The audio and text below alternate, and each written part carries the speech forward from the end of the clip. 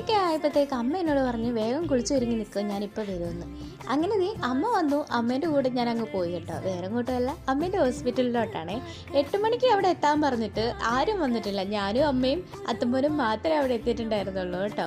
അങ്ങനെ ഇരിക്കുമ്പോഴാണ് ഒരാളുടെ കടന്നു വരുക. ഞാൻ സത്യം പറഞ്ഞ് ഞെട്ടിപ്പോയി കേട്ടോ. പണ്ട് പച്ചവീട്ടിൽ വന്ന് ദേഹത്തിരുന്നാലും നമുക്ക് പൈസ കിട്ടുമെന്നായിരുന്നു കേട്ടോ. അതേപോലെ കുറേ കാര്യങ്ങളുണ്ട്. 2 മൈനേനെ കണ്ട അടി കിട്ടിയാലോ എന്തെങ്കിലും സന്തോഷമുണ്ട് എന്നൊക്കെ ഉണ്ടായിരുന്നു. അതൊക്കെ വെറുതെ ആന്നേ. ഒരു ദിവസം 2 മൈനേനെ കണ്ടിട്ട് പോയിട്ട് എനിക്ക് ട്യൂഷൻ ക്ലാസ്സിൽ നല്ല അടി കിട്ടിയ ദിവസങ്ങളുണ്ട് കേട്ടോ. അപ്പോൾ ഞാൻ മല്ലിക അരിയാനായിട്ട് അങ്ങ് കയറി കേട്ടോ. എനിക്കിതൊക്കെ അരിയാൻ ഭയങ്കര ഇഷ്ടമാണെന്നേ. മല്ലിക അരിഞ്ഞ് കൈ ഫുള്ള് മഞ്ഞ കളറായിരുന്നു. ഇത് കളർ കൊണ്ട് ഉണ്ടാക്കിയതാണെന്നാണ് തോന്നുന്നത്. ഇടവേളകൾ ആനന്ദകരമാക്കാൻ നമുക്ക് പഴംപൊരിയൊക്കെ കിട്ടിയായിരുന്നു കേട്ടോ. അങ്ങനെ നമ്മൾ പൂവൊക്കെ അരിഞ്ഞ് കൊടുത്ത് ചേച്ചിമാരിവിടെ വന്ന് പൂക്കളമൊക്കെ ഇടാൻ തുടങ്ങി കേട്ടോ. ഇത് വരയ്ക്കാനും നമ്മളുണ്ടായിരുന്നേ, അത് വേറെ കാര്യമാണ്.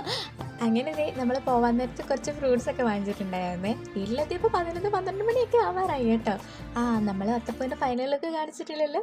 ഇതാണ് ഫൈനലിലൊക്കെ. അപ്പോൾ അടുത്ത വീഡിയോ വീണ്ടും കാണാം.